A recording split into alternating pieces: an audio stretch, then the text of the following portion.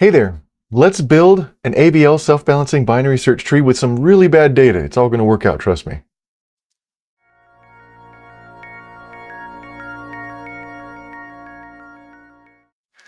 Okay, so hopefully by now you've seen my other videos where we talked about how to define binary search trees, how to build them, search through them, add, delete, all that stuff. And also AVL trees. What are rotations? Why do we rotate? How does the AVL tree maintain itself? And so forth. And this is just going to be a practice example. In the previous video that I recorded regarding AVL trees, I started off with a really long and gnarly linear tree, and then I suddenly turned on AVLness, and we rotated the crap out of it for about 30 minutes until it was really, really good. So now I'm just going to build a tree one step at a time. Suppose, for the sake of argument, that you have some really bad data. You know, a long time ago, I love telling this story. I think I've told it already. Long time ago, you know, my grandma, before she passed on, she was kind of bitter, and she had some enemies in the neighborhood. She used to call the cops on her neighbors for gossip. She had a neighbor who kind of feuded with her, and at one point, according to my grandma anyway, my neighbor didn't like my grandma's tree. And so one day when my grandma was looking out into the backyard through the back window, because she likes to yell at ducks who are swimming in her pool, she noticed that the other little old lady's arm just kind of went over my grandma's fence with a spray bottle and then sprayed her tree. And then my grandma's tree died. So this kind of thing I like to call, you know, tree poisoning or data poisoning or bad data. It can affect a binary search tree and make it really, really, really slow. But in AVL trees, if we have bad data, it should actually end up being fine. So I'm just going to say we're poisoning our grandma's tree here. You like that story? Poisoning our grandma's tree with some bad data. I'll just do maybe 5 pieces of data. We could go further than that, but it's going to be a super long video if we do. So we're going to add these pieces of data one by one. So that means the first thing I'm going to do, remember we are kind of just regularly, you know, building a regular binary search tree. It's just that the difference is after we modify the topology in some way, we'll just check to see that it satisfies the rules of an AVL tree. And if it doesn't, then we're going to start performing rotations to make sure that it's self-balancing. So we'll add the 12 first. So let me see if I can draw a little arrow just indicating, yeah, we're going to add this number right now. I'm going to do an ellipse for a node. And, you know, like for binary, what is that? Flying saucer? For binary search trees, it's like, well, if there is no data already, if the tree is empty, then the first piece of data you add is going to end up being the root node. So that's it. We have our root node here. See my other videos if you want more practice on building trees. So we're just going to call that the root node. And then we're going to compute its balance factor, which is obviously just going to be a 0. So that was super easy. Now we're going to move on to adding the next piece of data. Things are getting a little bit worse. This is going to be a linear tree. If it weren't for our trusty, I guess, AVL functionality. So the 21, I'm going to maybe just duplicate this node right now and set that to a 21. And then we'll figure out, where does the 21 go? Well, it can't be the root because the root is already occupied. 21 is larger than 12, so it's got to be on the right side. So the 21 is going to be the right child of the root node. So I'm just going to do my connecting line. Connecting line right here. There we go. And then we have to recompute balance factors. So the 21 is the thing we just added. We have to compute that. Then we have to work our way up the tree until we hit root. So we see the root node. It now has a balance factor of 1. So it got a little bit worse. But we don't see 2 or worse. So that means this is currently a valid AVL tree. And we don't have to do any rotations. So now it's time to add the 30. Just realized I could just upload like 100 videos like this, and I think you'd all be pretty happy. Or some people would be pretty happy. I don't know if I want to do that to myself. Maybe I will. So we're going to add the 30 node. So first I'm just going to duplicate some node, and I'm going to call it 30. Then we have to figure out where the 30 node belongs. It's not going to be the root node that's already occupied. 30 belongs on the right side of 12, but we can't use that right child. It's occupied. 30 belongs on the right side of 21. So, you know, it makes sense. We called this linear data that would make a linear tree. So everything ended up being on the right side. So far, it's just getting worse and worse. But now the AVLness is going to kind of come to the rescue. We have to recompute the balance factors. So the 30 has a 0. The 21 ends up having a 1. Again, if you want practice computing balance factors, see my other videos. The 12 has a balance factor of 2, and now we know right away this is not a valid AVL tree anymore because we have a balance factor that is bad. It's too bad. So we have to now select an XYZ trinode subtree so we can perform a rotation. I'm sure you can imagine it's just going to end up being 3 nodes that are perfectly balanced like that, but let's do it one step at a time. So the Z node is going to be the 12. That was the first node that we noticed that was out of whack, or like I guess the highest node of the lowest nodes.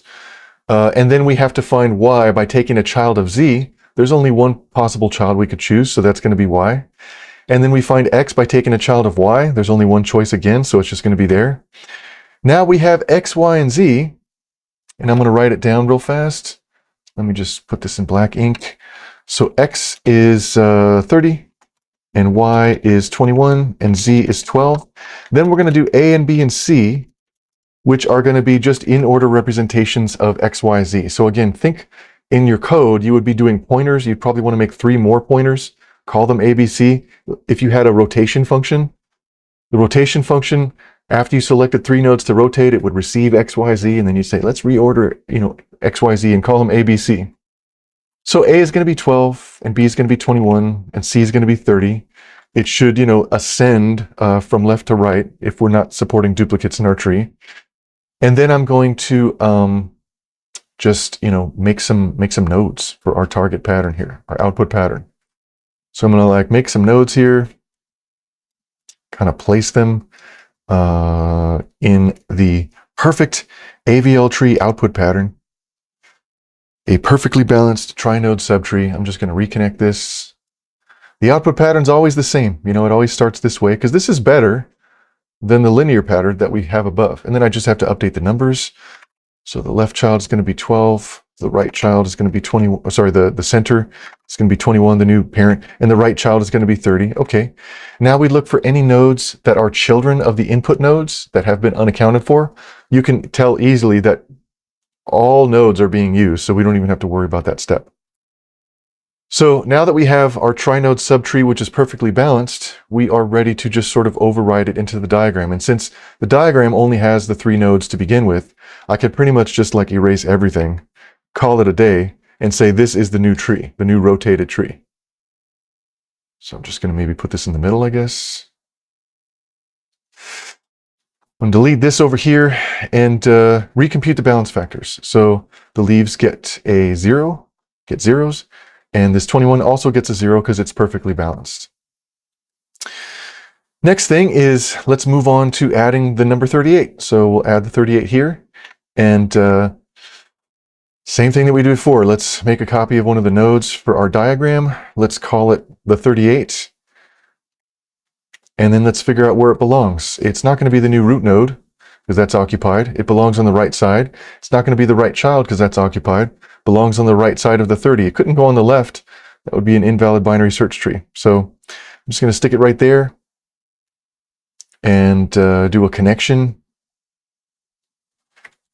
And then we're going to update the balance factors. So the 38 is a leaf. It gets 0. The 30 gets a 1. And the 21 also gets a 1 because its left subtree is a 1 and its right subtree is 2, or height, and the difference is just 1. Remember, we don't really need to update the 12 or any nodes that are not directly above the node that we just added or removed. So if you look at this tree, there's a little bit of imbalance, but nothing is 2 or worse, so we don't actually need to perform a rotation. This is already a valid AVL tree. So I'm going to move on to adding the next number. Let's add a 42. Same thing, we're going to, duplicate a node for our diagram, and we're going to call it the 42. Where does it belong? Well, we start by looking at root, that's occupied. 42 belongs on the right side of 21. The right child is occupied. 42 belongs on the right side, belongs on the right side. I mean, it's always going to be on the very right of the diagram, because that's the poison data that we received. So I'm going to put it over there and then connect the child pointer indicating line, the parent-child relationship, and then let's update the balance factor. So 42 gets a 0, 38 gets a 1, and 30 gets a 2 now because it's got 2 height of subtree on its right side and no subtree on its left side. The 21 we should update. Left subtree is a 1, right subtree is a 3. Oh, it's actually gonna be 2. So we have 2 instances of the number 2. And again, which one do we actually want to rotate? By the way, here's how I like to eyeball it. You can kind of see, oh, there's 2 levels of difference in terms of the root node. Which one do we rotate first? Well, as low as possible, because if we rotate the 30, it might end up fixing the 21. So we don't want to do any more work than we have to. So I'm just going to maybe move this over here a little bit and select our XYZ. Hang on a second. I think I just didn't do a snap to grid when I was doing that. Okay, hang on. Okay, so we got to choose our X, Y, and Z. We're going to say that the 30 is Z, the lowest node possible that is out of whack. And then we hop down to a child of Z to find Y.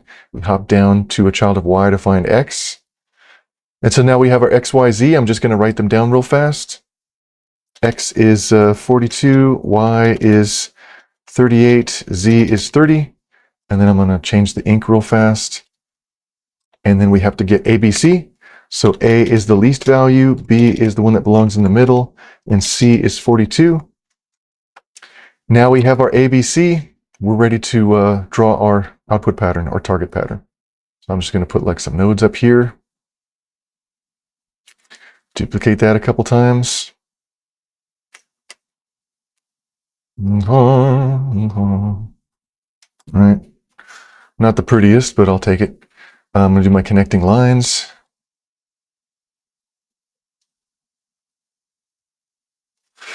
And then I have to update the numbers. So A is 30, and then B is 38, and C is 42 still, so we'll just leave that as is.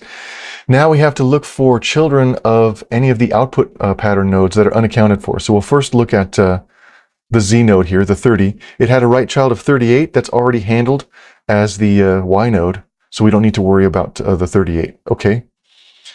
Next we look at the Y node. It had a right child of 42 that's also handled in the output pattern, so we don't have to worry about that. Then the 42 had no children, so we don't need to really do anything. This is going to be super easy. Again, we could have found up to 4 unaccounted for children. Just as a reminder, the Z could have had a left child, the Y could have had a left child, and the X could have had 2 children, at least in this particular pattern. Oh, I think in my previous video I didn't name off all the rotation types. Whoops. Okay. So now I'm ready to just kind of move this into the diagram. So the 30 and 38 and 42, we can just kind of get rid of that and move it into the move the rotated output pattern into the diagram like this. We'll make the 38 the right child of 21. I want to make it go a little bit more to the right so that we have a nicely drawn diagram, so that all the nodes have space, so it's easy to debug visually. It's easy to just kind of eyeball it. Then I'm going to update the balance factors. So the 42 has 0, the 30 has 0, the 38 has 0. Nice. The 21, hopefully that improved. The left subtree has a height of 1, the right subtree has a height of 2. So actually the balance factor of the 21 node improved to 1. We are now done rotating, and we have a valid AVL tree. And we could have had, a tree that was just totally linear all the way down to the right. It could have worked out that way if we weren't using AVL trees, and we would have had a really slow binary search tree. But with AVL trees, this is a lot faster, reasonably. And you can imagine if I added some more data. Let's see, how long is this video? How long is this video? It's already 15 minutes. Let's add one more piece of data just for funzors. I'm going to add 55. Anybody remember that old song, I Can't Drive 55? So we're going to add the 55. I'm going to say, here it is. And then I'm going to do just like a new node duplicate. I'm going to stick a 55 in there. And then where does the 55 belong? Well, it's not going to go at the root node. It belongs on the right side. Not going to go there. It belongs on the right side. Not going to go there. It belongs on the right side. We just end up going all the way to the right, pretty much. Okay, so I'm going to say it belongs there. And I'm going to connect it. And then we update the balance factors. So 0 here, and then the 42 becomes a 1, and the 38 becomes a 1, and the 21 becomes a 1 on the left and 3 on the right, which means we have a balance factor of 2.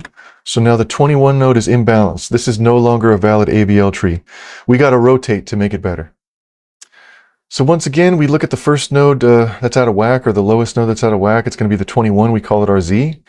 And then we find a child of Z with the tallest subtree. So, is it going to be the 12 or the 38? It's definitely going to be the 38, because 38 is the taller subtree. Same thing to find X. It's got to be a child of Y. Should we go left or should we go right? We have to go right because that's the taller subtree. So now we have our X, Y, and Z. I think I've been forgetting to delete stuff. Let me type that up over here. We'll say X and Y and Z. X is 42, Y is 38, Z is 21, X, Y, and Z, and then we do A and B and C. So A is the least value, 21, B is the one that belongs in the middle, C is the one that belongs on the right side. Now we're ready to draw our target output pattern. So I'm going to do this, little duplication. Do you like when I say, oh, we're going to do this, we're going to do this, we're going to do this? Because sometimes I just go, I don't like it. And I don't think people like it when I say that. Okay. I'm going to connect these real fast and then change the numbers to match. I think I made that one. I think it's okay. Can never tell if it's perfectly symmetrical. I can't do it. It's perfectly symmetric. All right, so A is going to be on the left. That's 21. B is in the middle, that's 38. C is on the right, that's 42. Then we have to look for children of the output pattern that are unaccounted for. So we're going to do, look at the Z node. The Z node had 12, which is unaccounted for as a left child. So I'm going to copy the 12 somewhere. We'll deal with it in a second. Then we look for the right child of 21. That's a 38. That's already in the output pattern, so we don't have to worry about that anymore. And then we look at the Y node. So Y had left child was 30. That's not accounted for, so I'm going to copy that. Put it somewhere else. And then its right child was 42. That's already handled in the output pattern, so we're done there. I'm going to duplicate this. And then we look at the X node, the 42. It had a right child of 55. That also was not accounted for, so I'm going to just copy it over here and we'll do something with it. Okay, we're done looking for unaccounted for children. Again, if you are just rearranging pointers, you don't really have to worry about this in your code, but since we're doing a diagram, we have to double check that none of these nodes at the bottom here, the unaccounted for children, have children of their own. If they did, the children would have to come with them. So 55, no children, 12, no children, 30, no children. So those are fine. If there were any children underneath, they would just stay on those nodes. So now we have to figure out who goes where. So the 12 is the least value. That means it's going to go probably in the leftmost position compared to the other ones. But if we figure out where does this belong in the binary search tree, it belongs right here as the left child of 21. The 30 node, same thing. Where does it belong? It belongs between the 21 and 38. That's the only place it could possibly go. And then the 55, it belongs on the right side of 42 for the same reason. Okay, I'm going to do my connecting lines real fast. If I don't do my connecting lines, then I don't like it.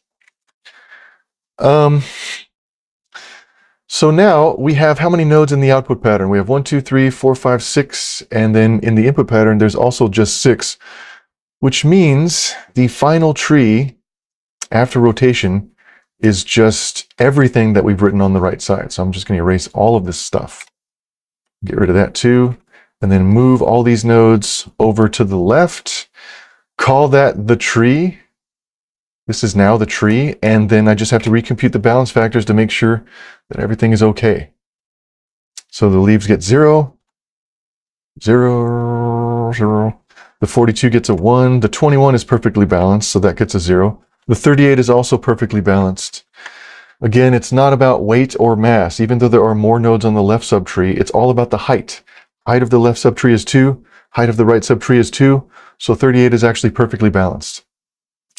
Because there are no nodes that have a balance factor of 2 or worse, we are done rotating this tree. This is a valid AVL tree, and it's pretty fast. So I think that's pretty much it. That's all I wanted to go through today for this video.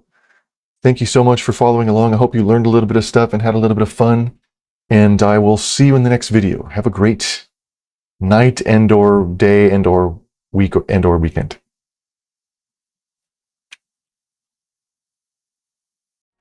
Hey everybody. Thanks for watching this video again. From the bottom of my heart, I really appreciate it. I do hope you did learn something and have some fun. If you could do me a small little favor, could you please subscribe and follow this channel or these videos or whatever it is you do on the current social media website that you're looking at right now. It would really mean the world to me, and it'll help make more videos and grow this community. So we'll be able to do more videos, longer videos, better videos, or just I'll be able to keep making videos in general. So please do me a kindness and subscribe. You know, sometimes I'm sleeping in the middle of the night and I just wake up because I know somebody subscribed or followed. It just wakes me up and I get filled with joy. That's exactly what happens every single time. So you could do it as a nice favor to me, or you could troll me if you want to just wake me up in the middle of the night. Just subscribe and then I'll just wake up. I promise that's what will happen. Also, if you look at the middle of the screen right now, you should see a QR code which you can scan in order to go to the website, which I think is also named somewhere at the bottom of this video. And it'll take you to my main website where you can just kind of like see all the videos I published and the services and tutorials and things that I offer and all that good stuff. And if you have a suggestion for clarifications or errata or just future videos that you want to see, please leave a comment. Or if you just want to say, hey, what's up? What's going on? You know, just send me a comment, whatever. I also wake up for those in the middle of the night. I wake up in a cold sweat and I'm like, it would really mean the world to me. I would really appreciate it. So again, thank you so much for watching this video, and enjoy the cool music as I fade into the darkness, which is coming for us all.